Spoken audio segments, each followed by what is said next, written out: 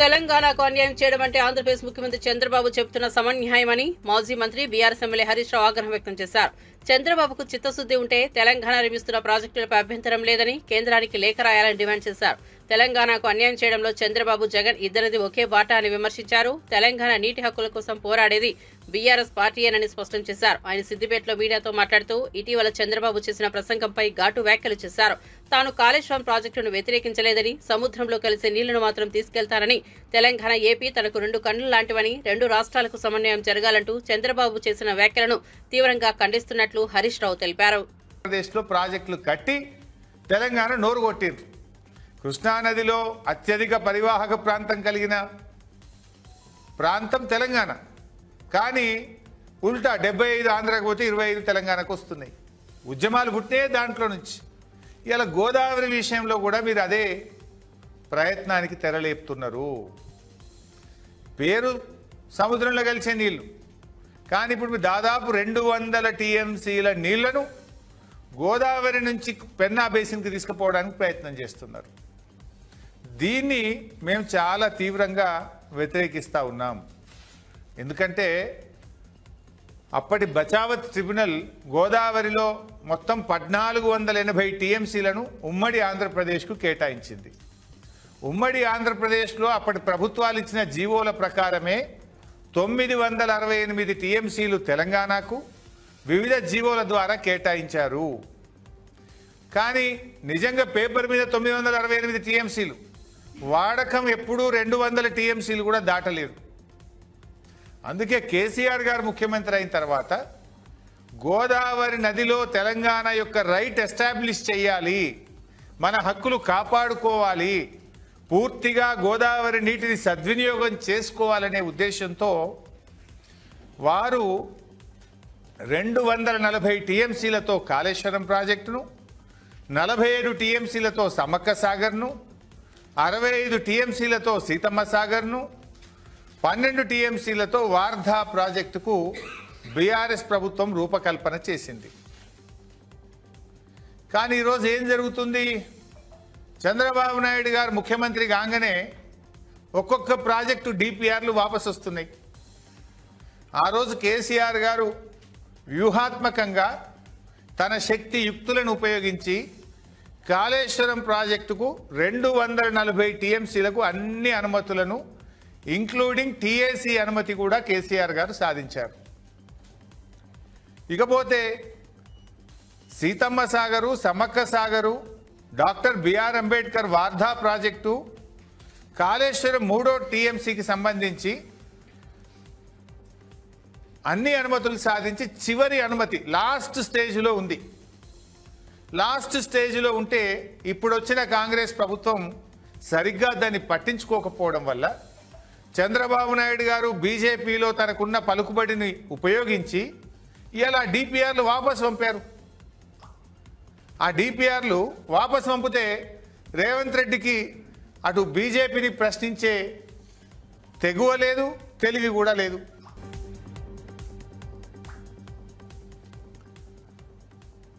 మొన్న మీడియా ముందు కూడా ఢిల్లీలో మీరు చూశారు, రేవంత్ రెడ్డిని కొంతమంది జర్నలిస్టులు ప్రశ్నలు అడిగితే ఆయనకు అవగాహన లేకుండా I'm not the right person అంటూ ముఖం చాటేసిండు రేవంత్ రెడ్డి గారు.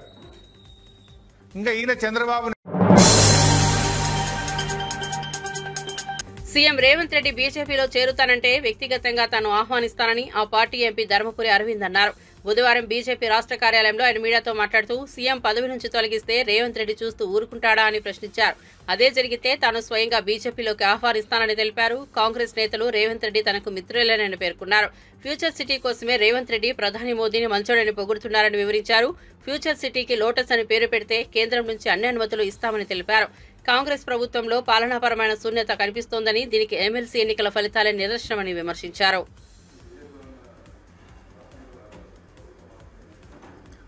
సరే, నేను రేవంత్ గురించి ఎప్పుడు మీరు అడిగినా, మీడియా మిత్రులు అడిగినా చల్లగా ఉండాలి, మంచిగా పని చేసుకోవాలి, పేరు సంపాదించుకోవాలి అంట.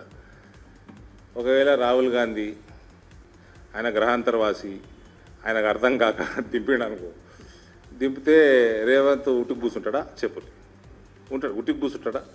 పార్టీ ప్రభుత్వంలో ఉంటుందా? ఏదో ఎత్తాడు రేవంత్. చేసినప్పుడు వస్తా అంటే ఆహ్వానిస్తాము. నా తరఫున ఆహ్వానిస్తే మరి డెసిషన్ నా చేతిలో లేదు. డెసిషన్ మళ్ళీ కిషన్ అన్నం తిట్టిండు అన్నావు, మరి కిషన్ అన్నం తీసుకోండి డెసిషన్.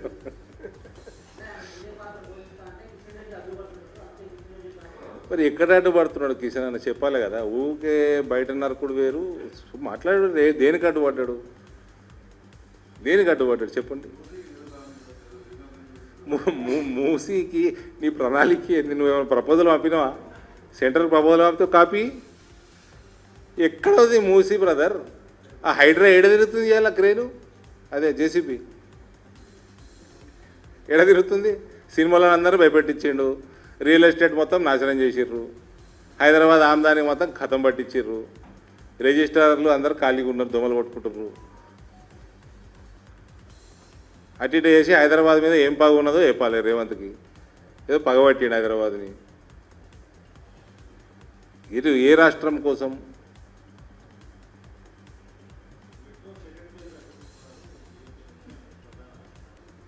ఎట్లా అడ్డుకుంటున్నాడు?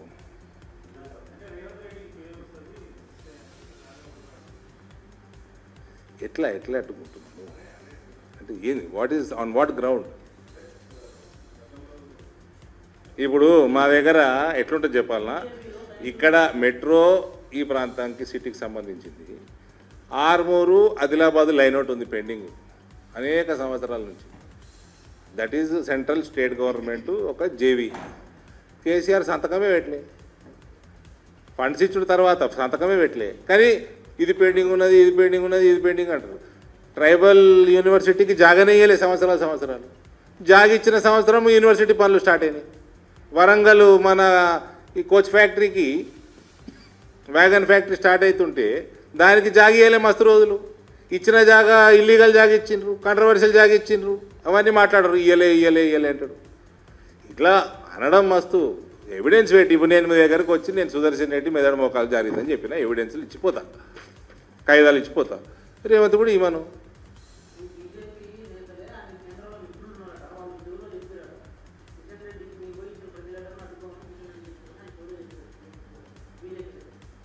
బీజేపీ నేతలు రేవంత్ మిత్రులు ఉన్నారా? ఏం చెప్పారు చెప్పండి. మరి ఎట్లా అడ్డుకున్నాడు చెప్పు. ఇప్పుడు మీ మంత్రి నా ప్రాజెక్ట్ అడ్డుకుంటున్నాడు, రేవంత్ నాకు కూడా మిత్రుడే చెప్తున్నా కదా. ఆ సుదర్శన్ రెడ్డి కూడా నిన్న మొన్నటి దాకానే మర్యాదగా మాట్లాడుతుంటే.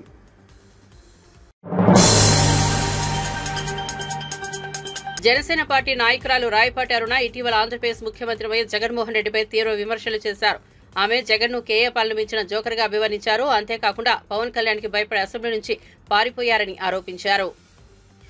దేవుడు తీసుకెళ్లినటువంటి తండ్రి శవం, నువ్వు పంపించినటువంటి బాబాయ్ శవం, ఈ రెండు చావు మేళాలు కలిసొచ్చి నీ విజయానికి బ్యాండ్ మేళం అయ్యాయి గానీ, లేదంటే నువ్వు అసలు కార్యకర్తగా కూడా పనికిరానటువంటి ఖైదీవి. నువ్వు ముఖ్యమంత్రి అవడం ఏంటి మా దరిద్రం కాకపోతే?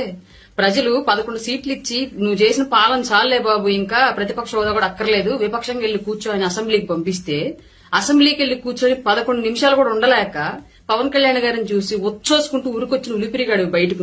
నువ్వు కూడా పవన్ కళ్యాణ్ గారిని మాట్లాడవేనా? 11 సంవత్సరాల పాటు అధికారం అంటే ఏంటో తెలియకపోయినప్పటికీ కూడా పోరాడి నీ ప్రభుత్వానికి తొడగొట్టి నిలబెట్టుకుని పార్టీని ఇవాళ రాష్ట్ర ప్రభుత్వం యొక్క గెలుపుతో పాటు కేంద్ర ప్రభుత్వంలో కూడా ప్రాతినిధ్యం వహించేటటువంటి వ్యక్తి పవన్ కళ్యాణ్ గారు. అట్లాంటి వ్యక్తి నువ్వు మాట్లాడడం, వైఎస్ఆర్ అనే పేరు నీ పేరుకు ముందు, నీ పార్టీ పేరుకు ముందు లేకపోతే పెంటకుప్ప మీద ఏగలేగదు నిన్ను చూసి. నువ్వు కూడా మాట్లాడటం బా చండాలంగా. ఇక రాజకీయాలకు పనికిరావు గానీ సర్దుకో సల్లగా కేసుల వారం తెలుసుకుని ఆస్తుల సెటిల్మెంట్లు చూసుకొని ఇంకా చెల్లి తల్లి కూడా ఉమ్మెత్తేస్తున్నారు. ఇక నీకు ఎందుకు? ఇంతకు ముందు ఆంధ్రప్రదేశ్ రాజకీయాల్లో కేఏ పాల్ గారు ప్రెస్ మీట్ పెడితే జోక్ ఏముంటుందని చెప్పి చూసేవాళ్ళు. ఇవాళ ఆయన చూడట్లా, ఆయన మరిపించి జోకర్ పోయి ట్రోలర్ నువ్వు అయ్యావు ఆంధ్రప్రదేశ్ లో. నువ్వు ప్రెస్ మీట్ పెడితేనే మేమర్స్ వచ్చేస్తున్నారు ఏం మాట్లాడాడు అని చెప్పేసి. అట్లాంటి సిచ్యువేషన్ అయిపోయింది నీది. నువ్వు పెద్ద నాయకుడివి, కర్మగాలి. ఆంధ్రప్రదేశ్ దరిద్రం కొద్ది ఏదో ఒక్కసారి ముఖ్యమంత్రి అయినంత మాత్రం నువ్వు పెద్ద దేశకి నేతలాగా నువ్వు ఫీల్ అయిపోయి మాట్లాడడం మేమందరం వెర్రపప్పలాగా వింటాం. మా కర్మ.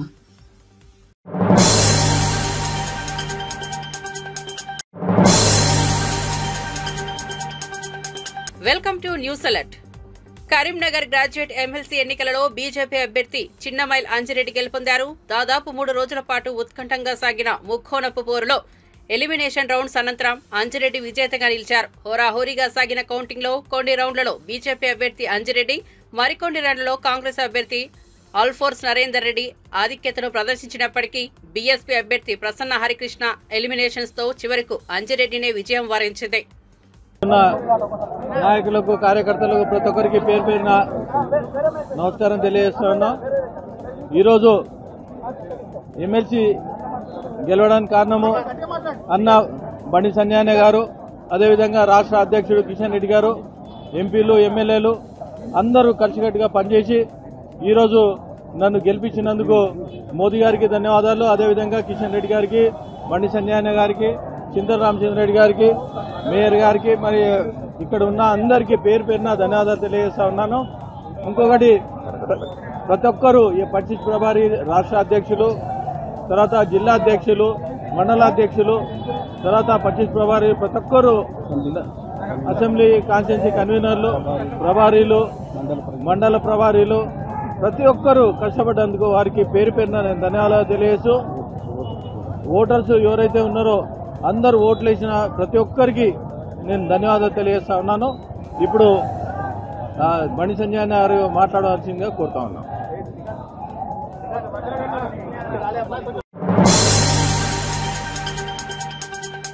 ఎమ్మెల్సీ ఎన్నికల ప్రచారంలో సీఎం రేవంత్ రెడ్డి తనపై చేసిన విమర్శలకు ప్రజలే సరైన సమాధానం ఇచ్చారని కేంద్ర మంత్రి కిషన్ రెడ్డి అన్నారు.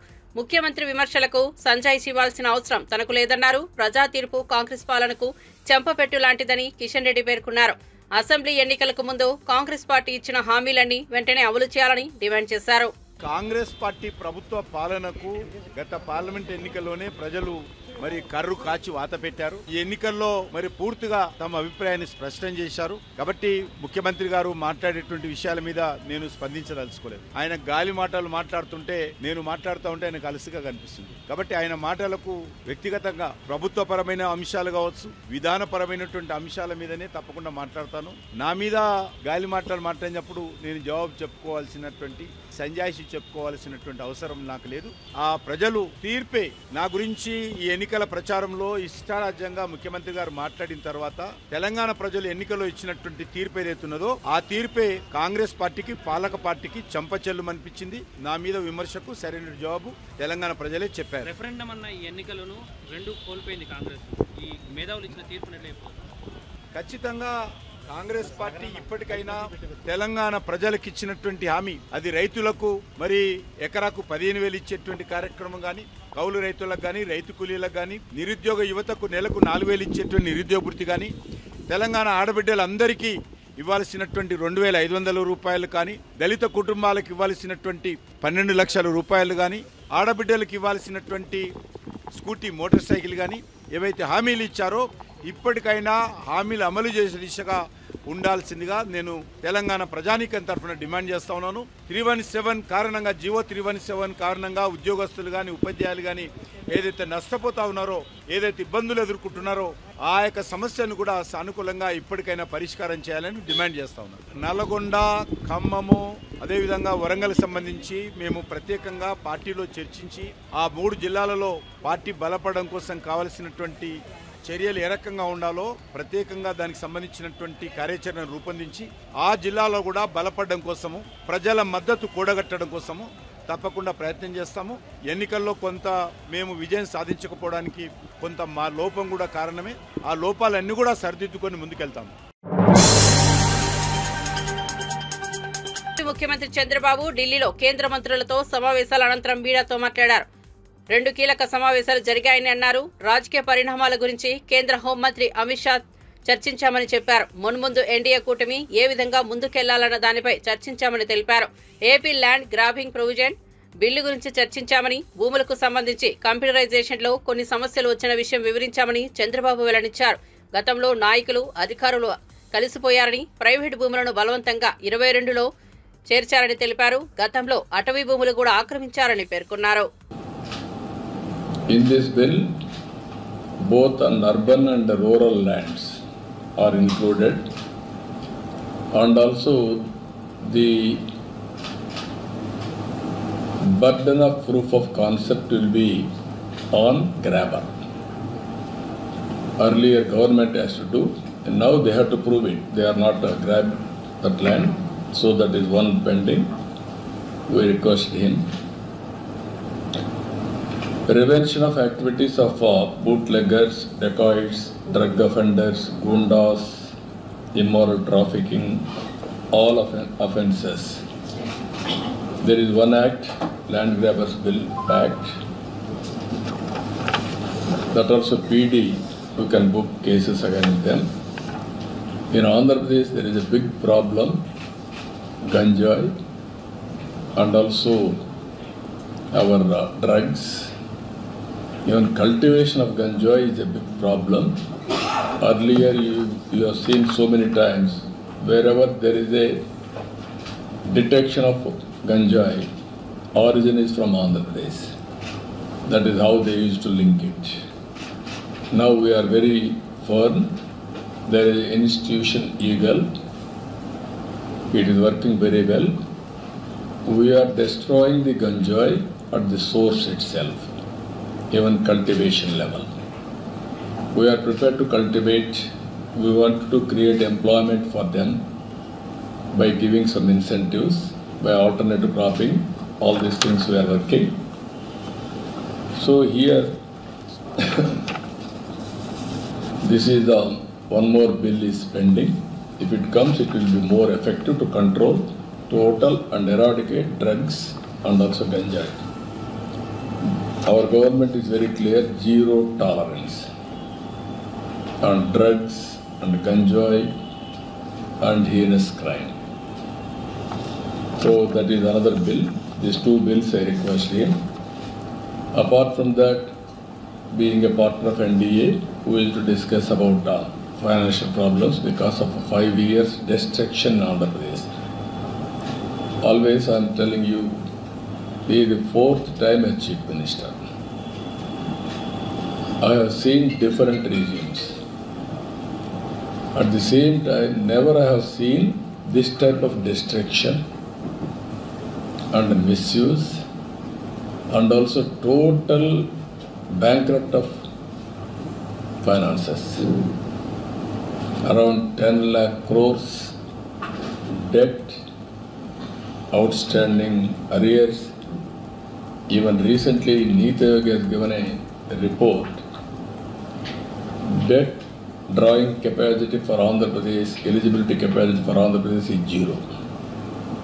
We are saturated. Even Punjab is above us in this parameter. That is how they misused all these things. ఉత్తర తెలంగాణలో 2 ఎమ్మెల్సీ స్థానాలను బీజేపీ కైవసం చేసుకుంది. కమలనాథ్లో నూతనోత్సవం నెలకొంది. బీజేపీ శ్రేణుల సంబరాలు అంబరాన్నంటాయి. ఎమ్మెల్సీ ఎన్నికల్లో 2 స్థానాల్లో విజయాన్ని అందించిన ఓటర్లకు కేంద్ర హోంశాఖ సహాయ మంత్రి బండి సంజయ్ తెలంగాణ వందనాలు తెలిపారు. ఎమ్మెల్సీ ఎన్నికల్లో కాంగ్రెస్ కు ఓటమిని రంజాన్ గిఫ్ట్ గా ఇచ్చామని, పండగ చేసుకోవాలని కేంద్ర బండి సంజయ్ అన్నారు. పట్టభద్రుల ఎమ్మెల్సీ ఫలితం వెలువడిన వెంటనే బీజేపీ శ్రేణులతో కలిసి బండి సంజయ్ కౌంటింగ్ కేంద్ర అంబేద్కర్ స్టేడియం వద్దకు చేరుకుని సంబరాల్లో పాల్గొన్నారు. ఎన్ని చేసిర్రు, ఎన్ని పైసలు వంచారు లెక్కలు తీస్తాం. ఇప్పుడు ఇక అడ్డవులుగా సంపాదించి పైసల ద్వారా గెలుస్తామంటే మరి మాలాంటి కార్యకర్తలు ఏడవాలి అంటే అక్రమంగా సంపాదించిన డబ్బులు ఉండే గెలవాలి. దీనిలో ఇక డబ్బులు వంచే గెలవాలి. ఇవాళ నిజంగా కరీంనగర్, ఆదిలాబాద్, నిజామాబాద్, మెదక్ ఓటర్స్ మార్చారు. నిజంగా గ్రేట్. దేశ వ్యాప్తంగా చర్చ జరిగింది. అరే 100 కోట్లు వంచుతున్నారట కరీంనగర్ లో ఈ ఎమ్మెల్సీ ఎన్నికల్లో. మరి ఎవరు గెలుస్తారు? ఇలా ₹1 పంచని భారతీయ జనతా పార్టీ వాళ్ళకి గెలిచింది కాబట్టి ఒక మంచి స్ఫూర్తిదాయకమైన సందేశం ఇవాళ ఓటర్ మహాశయాలు ఇచ్చింది కాబట్టి దేశ వ్యాప్తంగా చర్చ జరుగుతుంది. అదే ఎస్ ఓటర్ మహాశయాలు కరెక్ట్ బుద్ధి చెప్పారు. డబ్బుల ద్వారా గెలుద్దామనుకున్న వాళ్ళకి గుణపాఠం చెప్పిన చర్చ జరుగుతున్నది. ఇలా అందుకే మేము గెలుస్తాం.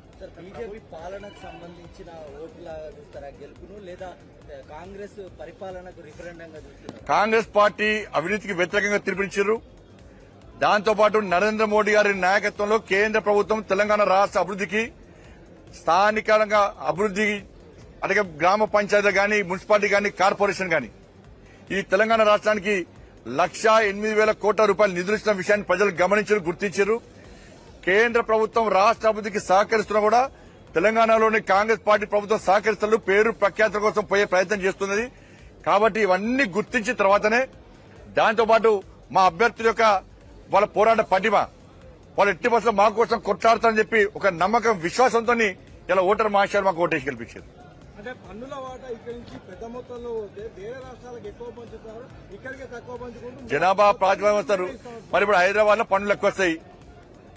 ఆదిలాబాద్ లో ఎడుకోవాలి, ఆదిలాబాద్ లో అంటే హైదరాబాద్ కొట్టాడు. ఇప్పుడు మా పన్నులు మాకేయాలి, మాకు ఈ సమాధానం హైదరాబాద్ లో మాత్రమే ఖర్చు పెట్టాలంటే కాంగ్రెస్ పార్టీ ఏం సమాధానం చెప్తుంది? ఆదిలాబాద్ లోకి ఏం సమాధానం చెప్తుంది? హైదరాబాద్ లోకి ఏం సమాధానం చెప్తుంది? స్పష్టం చేయాలి వాళ్ళు.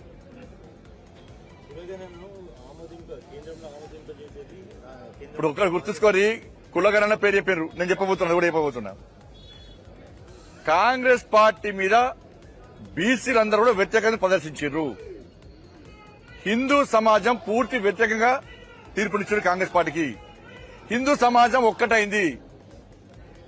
10% ఉన్న ముస్లింస్ వచ్చి ఇలా బీసీలో కలపడాన్ని బీసీ సమాజం వ్యతిరేకించింది, హిందూ సమాజం వ్యతిరేకించింది. రంజాన్ పండుగ సందర్భంగా వాళ్ళకి ఎగ్జామ్షన్ ఇచ్చిన విషయం, తబ్లిగీ జమాతాలకు 2 కోట్లు 3 కోట్లు ఇచ్చిన విషయం, ఇలా హిందూ సమాజాన్ని నిర్లక్ష్యం చేస్తున్న విషయం, ఒక వర్గానికి కొమ్ముగాస విధానం.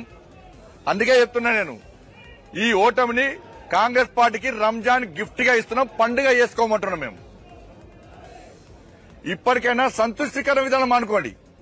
హిందూ సమాజాన్ని నిర్లక్ష్యం చేస్తే హిందూ సమాజంలో చైతన్యం లేదు, హిందూలో ఐక్యత లేదు అని కాంగ్రెస్ పార్టీలకు ఎవరైనా భావిస్తే ఇదే విధమైన గుణపాఠం చెప్తున్న విషయాన్ని రాజకీయ పార్టీలు గుర్తుంచుకోవాలి, కుహనా సెక్యులర్ వాదులు గుర్తుంచుకోవాలి. ఇక్కడ హిందూ సమాజం ఒక్కటైంది, హిందూ ధర్మం గెలిచింది. ఇక్కడ హిందువులు ఓటు బ్యాంక్ గా మారారు. ఒక వర్గం ఓటుతో గెలుద్దామనుకున్న వ్యక్తులు వాళ్ళు ఓడిపోయినరు. ఇవాళ ఏమైందన్న పోలింగ్ రోజు ఏమైంది? పవన్ కళ్యాణ్ ను ఉద్దేశించి జగన్ చేసిన వ్యాఖ్యలపై మంత్రి నాదెండ్ల మనోహర్ ఘాటుగా స్పందించారు. జగన్ వైనాట్ 175 అన్నాడని, కానీ ఎన్నికల్లో 11 సీట్లు వచ్చేసరికి మతిస్థిమితం కోల్పోయారని ఎద్దేవా చేశారు. ప్రతిపక్ష హోదా ప్రజలు ఇచ్చేది, పవన్ కళ్యాణ్ ఇచ్చేది కాదు అని నాదెండ్ల స్పష్టం చేశారు. జర్మనీ విధానాన్ని పవన్ కళ్యాణ్ విడమర్చి చెప్పారని, కానీ పవన్ కళ్యాణ్ గురించి మాట్లాడే అర్హత జగన్ కు లేదని స్పష్టం చేశారు. యువతను నిలువునా మోసం చేసి 44 లక్షల ఉద్యోగాలు ఇచ్చామని కథలు చెబుతున్నాడు. కానీ గ్రాడ్యుయేట్ ఎమ్మెల్సీ ఎన్నికల్లో పోటీ చేసే ధైర్యం కూడా లేకుండా పోయిందన్నట్టు ఎద్దేవా చేశారు. రూపాయన నువ్వు ఇచ్చావా? ఒక దాతగా నిలబడ్డావా? ఎవరన్నా ఆదుకున్నావా? ఎన్ని వేల మందికి పవన్ కళ్యాణ్ గారు తన సొంత నిధులు అందించి కార్యక్రమాలు చేసుకుంటూ వచ్చారు. ఎందుకు అంత విపరీతమైన ఆలోచన? ఎందుకు మీరు ఈ రోజున యువత గురించి మాట్లాడుతున్నాడు? ఆయన 44 లక్షల మందికి ఆయన ఉద్యోగాలు ఇచ్చాడంట. మరి వాలంటీర్స్ని ఏ విధంగా నిలబెట్టిన నువ్వు మోసం చేసావు, ముంచావు? చెప్పా చేయకుండా కనీసం వాలంటీర్స్ వాళ్ళ టర్మ్ ఎక్స్టెండ్ కూడా చేయకుండా ఎన్నికలప్పుడు నువ్వు చేసిన వాగ్దానాలు ఏంటి? వాలంటీర్స్కి మార్చిలోనే జియో ఎక్స్పైర్ అయిపోయింది, కనీసం జియోని కూడా నువ్వు ఎక్స్టెండ్ చేయలేదే. వాళ్ళ సంఖ్య కలుపుకొని నువ్వు 44 లక్షల మందికి నువ్వు ఉద్యోగాలు ఇచ్చావు అంటే యువత నమ్ముతారా? నిన్న ఇచ్చారు అద్భుతమైన తీర్పు ఆ యువత. ఏ విధంగా పట్టభద్రులు ఊహించని విధంగా సుమారు 70% మెజారిటీ వచ్చేటట్టు, ఓటు బ్యాంక్ వచ్చేటట్టు, ఓట్ షేర్ వచ్చేటట్టు కూటమి ప్రభుత్వానికి అండగా నిలబడ్డారో మీరు అందరూ చూశారు. ఒక ఆర్థిక విధ్వంసం సృష్టించిన మనిషి స్వలాభం కోసం, సొంత ఆస్తుల కోసం గతంలో వాళ్ళ తండ్రి గారు ఉన్నప్పుడు కూడా అదే విధంగా ఉపయోగించుకుని తన 5 సంవత్సరాల పరిపాలన కూడా అదే విధంగా చేశారు.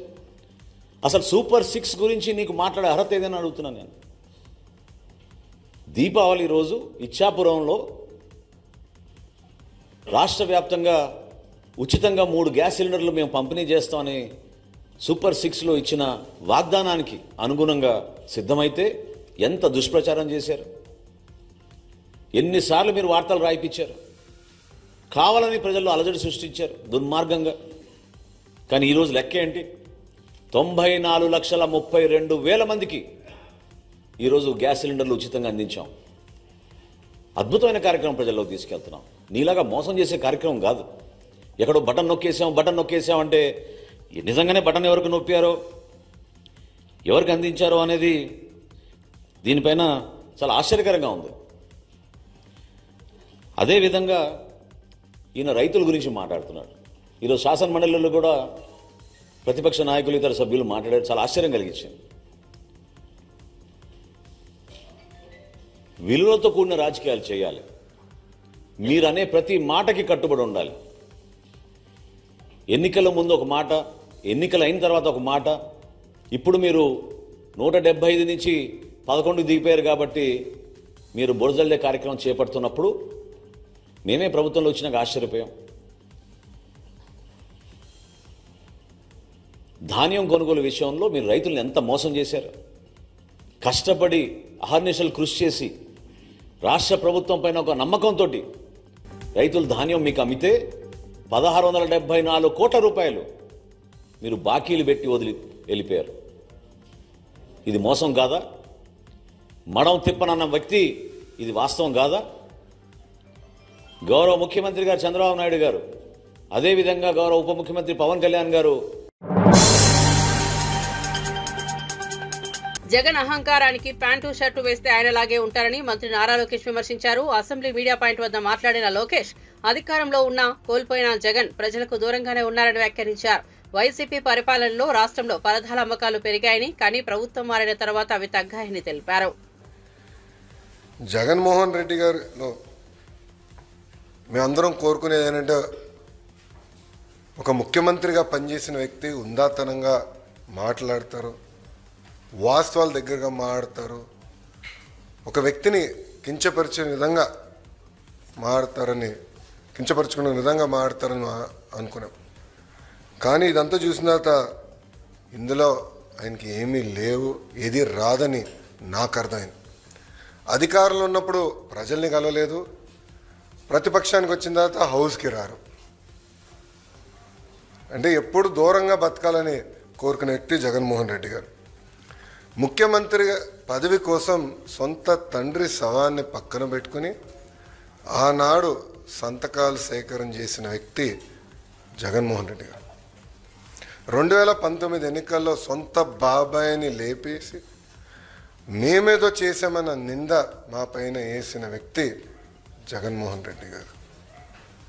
ఇంతేకాకుండా ఈరోజు ప్రభుత్వం పైన, బడ్జెట్ పైన, గౌరవ ఉప ముఖ్యమంత్రి గారి పైన మాట్లాడి చూస్తే నిజంగానే నాకు చాలా ఆశ్చర్యం వేస్తుంది. పరదాల ప్రభుత్వం ఈరోజు పోయింది.